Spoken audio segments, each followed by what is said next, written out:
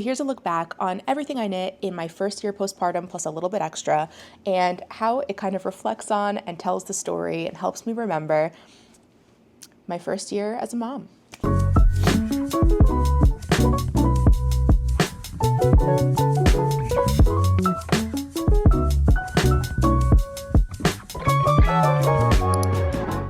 I did not have any expectations going into the postpartum experience, kind of at all, but especially when it came to knitting. I've been knitting long enough that I know that in life, hobbies ebb and flow. We have more time, we have less time, so I didn't have any pressure for myself. I just kind of wanted to keep our child nourished and happy as best as I could, and so that's kind of what my focus was. I did not bring knitting to the hospital. I did not expect to knit while in labor.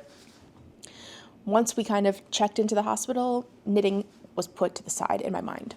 My son was born in November, and between November and April, I would say I really didn't get out of the house much. I spent like at least 3 months, if not 5 months, just sitting on the couch breastfeeding our son all the time.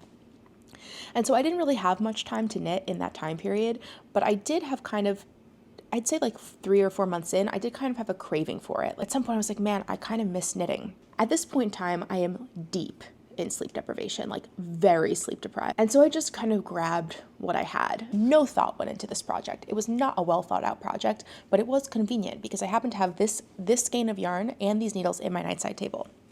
I pulled out some light fingering, dark gray light fingering yarn and a size 2 needle, and I thought, you know what this would be good as? A Musselburgh hat. In my deep sleep deprivation, I'm trying to calculate how to modify this pattern to make this yarn and needles work. I don't know why I was doing this. I don't know why I thought this would be a good idea. I don't know why I thought working on this gauge was going to be relaxing. But in my mind, I was like, oh yes, a simple stockinette project. The progress on this was ridiculously slow. I actually can't believe I got this much done. It really looks like a store-bought fabric. I started to absolutely despise this project. My hands were cramping as I was working on it. Such a small gauge, and it was the only thing on my needles at the time. And so I probably picked this up every time I wanted to knit, and I was like, do I even like knitting anymore? Because it just felt so uncomfortable. Right now I'm enjoying working on it. At the time I was really hating this project. And so it went into this bag, never to be seen again until right now. We'll see if this ever pops up again. 6 months into my son's life, things changed. 6 months felt like a huge turning point for me, and it also marked the beginning of kind of like my knitting picking up again. In April, the weather was warming up. He was 6 months. He was able to sit up on his own. He was able to entertain himself a little bit more and really interact with the world around him.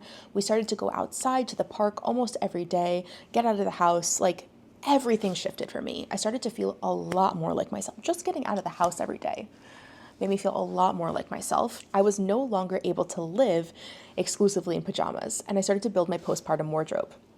And as I added 1 or 2 pieces to my wardrobe that really started to make me feel like me, like excited to get out of the house again, a must for me was that everything had to have breastfeeding access. One thing that I did not have in my hand knit wardrobe was any cardigans, and so I wasn't able to wear any of my sweaters.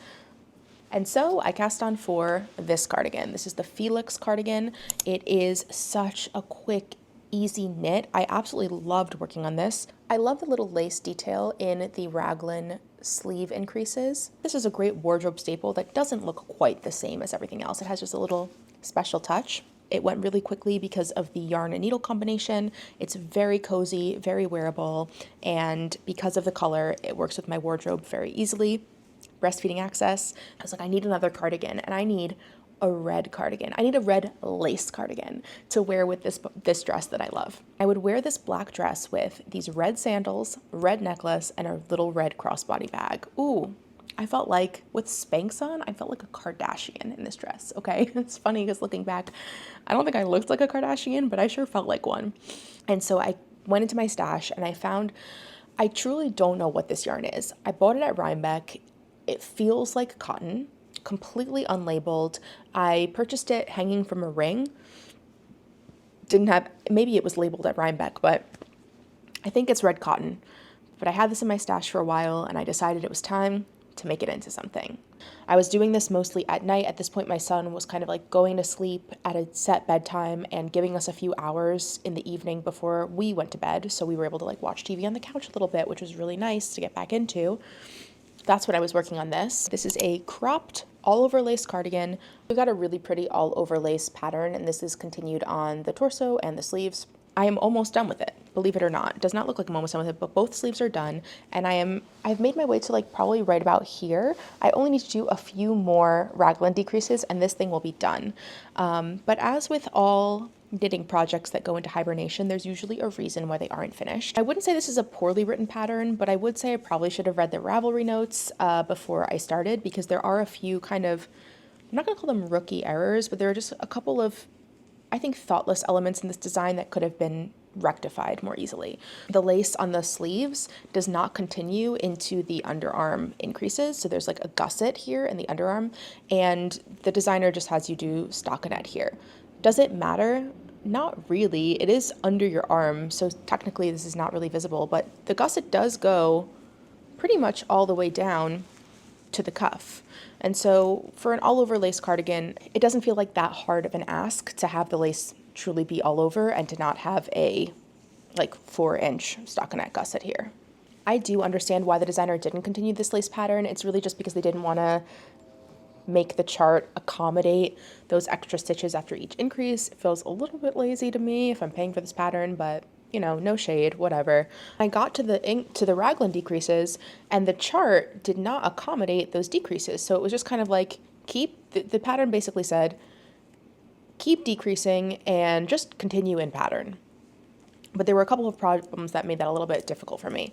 One, there were 4 different charts. So there's a chart for the left front, a chart for the sleeve, a chart for the back, and a chart for the right front. And so you're going back and forth to like right front, sleeve, back to the sleeve, left front.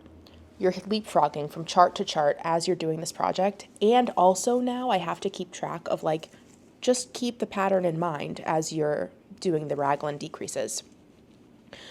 And I've gotten pretty far on this, but I hit a wall on that. My memory of this pattern, which I haven't looked at in a while, is that you continue to do that, like just keep going until there's about 12 stitches for the fronts, and I'm at 18 stitches for the fronts. So I am very, very close to just being able to finish this whole thing off.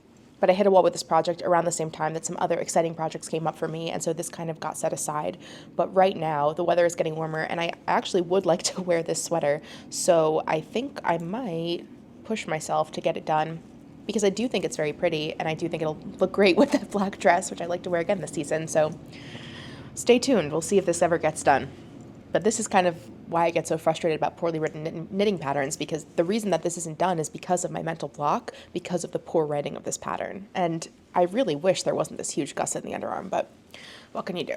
That red cardigan took me from like beginning of June to mid-July to make that progress on, but in mid-July something happened, which is that my little brother got accepted into medical school, and there was lots of like energy and excitement to get him moved into his new apartment and all set up at medical school. At the same time, I was scrolling through TikTok and seeing all these finger knitted chunky blankets, and I hooked onto the idea and decided I've got to make my brother one of these chunky blankets. It'll be kind of like a comfort and like a hug from us, because I know he's about to do this really difficult thing for a long time.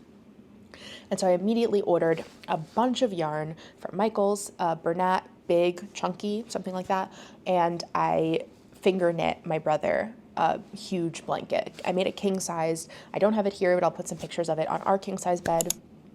It's probably took me like a week to a week and a half to do this, working in the evening after my son's bedtime. I probably got like an hour done every night for like a week and a half. And I used 7 balls of that Bernat big. So if you're a finger knitter who uses that yarn, you can kind of get a sense of the scale of it. I think it came out awesome. As soon as it was done, I was really excited about it. I was very excited to make another one just for me and my husband. I haven't quite done that yet, but I do think it's a really fun project. I tried to knit on huge, chunky, size 50 knitting needles, but it was just kind of unwieldy. So I just wound up finger knitting it, and really fun project. I get why the girlies on TikTok are all working on that. Pretty much immediately after I finished that project, I order yarn for another project. So I ordered yarn directly from Lion Brand for the Autumn League Pullover and the Baby League Onesie to make my son and I a matching sweater set. And wow, loved these projects. This is chunkier than I'm used to. I think this is a worsted weight yarn. So this sweater went super quickly, and I really actually enjoyed working with this this cotton yarn, it feels very soft, very store-bought. You might be saying, Deborah, it really seems like at this point, it's August, you're like coming back into your own. You're like reinvigorated. You're yourself again. And I will tell you, yeah, like I got a lot of progress done on these sweaters, loved working on them, but you will notice the Autumn League pullover and the Autumn League onesie are supposed to have a little design element right here, like a little crisscross. Not mine. I completely forgot to put this in. I'm doing the collar. I'm like, I know how to make a raglan sweater. Completely forgot to put that in. Made my son, did the exact same mistake. So we don't have that design element, but these sweaters are still very cute, have gotten a lot of wear. And I will say, I haven't put mine in the wash, but I have put my son's in the washer and dryer, and it came out really, really well. So I would give these an A+. I made my son's just a regular sweater and not a onesie, even though the design is meant to be a onesie. And I think it came out great. I like the way it looks as a sweater, and I hope he'll be able to wear it for at least one more winter season. Although actually the cotton means he can wear it into the spring and fall as well. 3 hours later. Hours have elapsed. My child woke up from his nap. Then he went back to sleep on me for about 3 hours. Usually I love a long nap, but I was trying to do something today, so we're gonna try and finish it. I took a nap too, by the way. It was nice. Okay, where were we? Autumn League. We just finished those Autumn League sweaters. Love them. They're great. We wear them often. On to the next thing. After I finished the Autumn League sweater and the baby sweater, I had a little knitting date with a new friend, and we went to the yarn store, and I bought one skein of Malabrigo. Basically, she had the intention of making a hat for herself and her son, and I said, and she's a new knitter, so I said, that's great, I'll make the same thing. And so I cast out a knit, a beanie for myself and a beanie for my son. Came out so cute. I love the way the yarn pooled on these. This is very, very pretty. But I have to say that by the time this was finished, my son just would absolutely not keep it on his head. He ripped this thing off his head every time I put it on. And to be honest with you, using what was left in the skein to make myself a hat, it's like a little bit tight. I've got a tail right here. I don't really love this fit. I don't think it's the vibe. So this has never been worn. We've made attempts. But honestly, I think that we might need to either completely rip this out and start over or just gift it to somebody at some point. Where'd you find a hanger? That's dangerous. You get boo-boo. Can you take this hat? Yeah, thank you so much. Can you take that hat from me? So that little hat set doesn't get worn, but it did inspire me because at this point it's late September, early October. We're getting very close to Rhinebeck. I have these matching sweaters that I'm intending to wear with my son to Rhinebeck if it's cool enough, and I had just enough yarn left over to knit a beanie for my husband. This is the Oslo Hat by Petite Knit. You know what? I always think that these come out kind of a weird shape, but I knit my husband a petite hat years ago, and it's his absolute favorite. He loves it way more than a Musselburgh. He thinks just like the shape and the texture is perfect for him. So guess what? With the leftover cotton yarn, he got an Oslo hat. I don't think that a cotton hat is super practical, but he's been wearing this all the time. I think I did get it ready on the way to Rhinebeck, but it was kind of warm this year, so it didn't get worn to Rhinebeck. It gets worn a lot afterwards, though. So this was a very satisfying knit. At this time, I've been wearing my Felix cardigan. My mom has been complimenting it. Every time she sees it, she says how much she loves it. And so I decided to make her one. This is, I think, emblematic of kind of like my postpartum, postnatal brain, is that the idea is solid. Make my mom a sweater. Use yarn from stash. Make her a sweater she's been complimenting. All check. Use a pattern that I've already knit before and I know I love. Check. But something went wrong. First of all, I didn't knit a gauge swatch. Rookie mistake. For a sweater, I always knit a gauge swatch. But something in my brain said, yeah, this is fine. You just knit this. You don't need to make a gauge swatch. This is kind of like the exhaustion, the sleep deprivation, the scatterbrainedness, the having a child running around in the background. So this sweater came out comedically large. I'll include some photographic evidence of what it looked like on.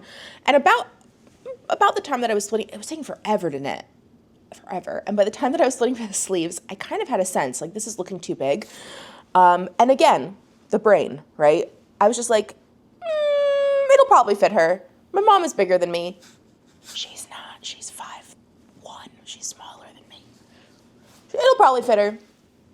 And I just kept going, even though it definitely looked too big. I could tell it was too big. The fabric felt so loose, like something was wrong. but I was not in a headspace where I could look at this and coherently say, this is wrong, I need to do something about it. So I powered through. I knit the whole thing. As you can imagine, it took much longer than the initial sweater I had knit because it is much, much larger. And I cast off, and I put the button bands on. I went to M&J Trimmings before they went out of business, and I bought these just adorable heart buttons. Sewed on the buttons, finished the whole sweater, brought it to my mom for her birthday. Happy birthday. She tried it on. Guess what? You're not going to believe this. It was too big. It was really big. It was way too big. It was big enough that my mom actually admitted it was too big. And she's the type of mom who just like, if you give her anything, she's going to be like, I love this. It's perfect, and wear the heck out of it. But this, she said, it's a little big. So I did take it home, and I wrestled with the idea of ripping it out. But something I just couldn't bring myself to. I had put so much time and energy into it. And so I didn't. I set it aside. Shortly after attempting to gift that sweater to my mom, I went to the yarn store, and I went ahead and purchased a sweater quantity of this yarn. It is Wool Dreamers Moda. Ugh, what a dream. I really love this. If you like rustic yarns, you will absolutely adore this yarn. And I went ahead and knit the actual correct size at the correct gauge. I did a swatch. This sweater came out way better. And I intended to finish this and gift it to her for the holiday season, but alas, I never blocked it. So I still do need to block this. The button bands are on. I plan to take the buttons off of the oversized failed Felix sweater and pop them onto this one. Valentine's Day is past, so maybe Mother's Day. That sweater pretty much brings us to the end of my first technical postpartum year. I finished the oversized sweater just before my son turned 1, and I finished this sweater like it's finished. I did most of the knitting before his first birthday. The button bands and stuff went on like in late November, early December. But I do just want to power through and show you what the next few months look like leading up to today, which is like early spring, just because I did finish 2 more sweaters, and because the first like 6 months of knitting didn't really exist, let's just bring it a couple months forward since we have the data, we have the information. So not as to mislead you into thinking that I started completing projects and we were just on a roll. At Rhinebeck this year, so mid-October, I picked up these little baby slippers. They're adorable, suede on the bottom, I think maybe man-made suede, and then like this plush interior. And they have little holes, so it's very easy to sew on your knitting. I bought these with the intention of making my son slippers, and they really fit him very well like yesterday. I need to do these right now if I want him to be able to wear them, definitely before the spring. I'm really struggling with the pattern. They're so quick to knit. Like here's an attempt. Just every time they're coming out too small. I am using leftover superwash yarn from that oversized sweater I made for my mom. So this is like the leg part of the slipper and then the upper foot. And they're just coming out way too tight. So I've knit a couple of iterations. I should probably just pick up my needles and get them done in like a night or two. Another kind of postpartum brain experiment. On Black Friday, I bought a bunch of yarn with the intention of knitting projects for my entire family for the holidays that year. I just want to convey that to you. On November 25th, 2024, I decided to buy enough yarn to knit slippers for my entire family for Christmas 2024. 1 month, not including shipping time. It's pretty funny, actually. I think somewhere in between purchasing the yarn and having it delivered, I realized that wasn't going to work. I did make the first pair of slippers. So this is Cascade Ecological Wool. You knit a double slipper, and then you're going to felt it, and you turn one of these feet inside out and place it inside the other. And that creates a nice kind of like double fabric here. And you seam up the back and it creates this fun slipper shape. I did knit 1 whole pair of these. I knit these with my brother in mind. He's a size 13. And to be honest, after these felt, I don't feel confident they will be a size 13. But maybe. This could potentially be a gift for an upcoming birthday for him. So not a waste. And what I probably should have done is just held on to all that Cascade Ecological Wool that I had purchased to make slippers for my entire family, and slowly over the course of this year worked on slippers for my entire family so that next holiday season I would have slippers ready for them. But no, instead I got excited about a different project, which was Badger in Bloom by Anne Vencel. And so in January of 2025, so early this year, like my son was like 13, 14 months, I made myself Badger and Bloom by Anne Vencel, and then I made him a matching Badger. And this, I think, really is like the capstone and the finale of my postpartum year of knits. This was such a fun knit, and I think it really reminded me that bulky yarn is the way to go in this chapter of my life. And I used to really hate bulky yarn. I used to not be a fan at all. But this sweater went so fast. It is really warm and cozy. The Cascade Ecological is a lot of fun. I never worked with it before. It feels soft. It is not wearing as well as I'd like. I've been wearing this sweater inconsistently for about 2 months, and we're experiencing some pilling. I'm not so into that, but there are ways to mitigate it. I could definitely try a wool shaver on it. But I'm really excited to have a super warm wool sweater for my son to wear because it's been so cold. I love these. These were really fun to knit. I guess my only gripe is that it's not such a size inclusive pattern for adults. I knit the largest size available, and it was, maybe I could have even gone up a size, but there wasn't one to go up to. So that's a little bit of a bummer. So I'm going to try and wrap up really quick because this little guy is hungry and thirsty and excited to have fun together and also knock my coffee off the table. Knitting postpartum. Didn't have any expectations, didn't think anything going into it, didn't really get a whole lot of meaningful knitting done for probably 6 months because that Musselburgh hat doesn't count. Although in my next hopeful postpartum period, I don't think I would have a plan for knitting. I do think I would be prepared with a simple, bulky stockinette project just in case. Just in case I wanted to knit, I would want to have that option available for myself. And I think that it would be helpful for myself to know that at least with this one, 6 months in, things got a lot easier. And I was able to get a little bit more knitting time in, handing the baby to somebody else, getting a few rows in here and there. That bulky projects made it go a lot faster. And then I found a lot of joy in the matching sweaters that I made for me and the baby, and I might continue to do in the future. I would also say that I wouldn't hold myself too strictly to any project that I set. If I am not enjoying it, to set it aside, because the most important thing is keeping this little guy happy, and the knitting is just for fun. So if a project isn't suiting you anymore, I would just leave it behind. This is only a chapter in your knitting life. I don't have to get the most productive knitting of my life done right now. It's just what brings me calm and helps me feel a little bit more like myself. If you enjoyed this video, don't forget to like and subscribe so you don't miss the next one. It was really nice to talk with you about this today. In my head, looking back, I didn't knit that much this year, but after we talked about it, I realized I knit a lot more than I realized. So I feel happy about that. And let me know in your postpartum period, how long did it take you to get back into knitting and getting outside and doing the things you love? Because for me, it was 6 months, but I know it's different for everyone. Anyway, we'll talk soon. I'll catch you in the next one. I hope you have a wonderful day. Bye.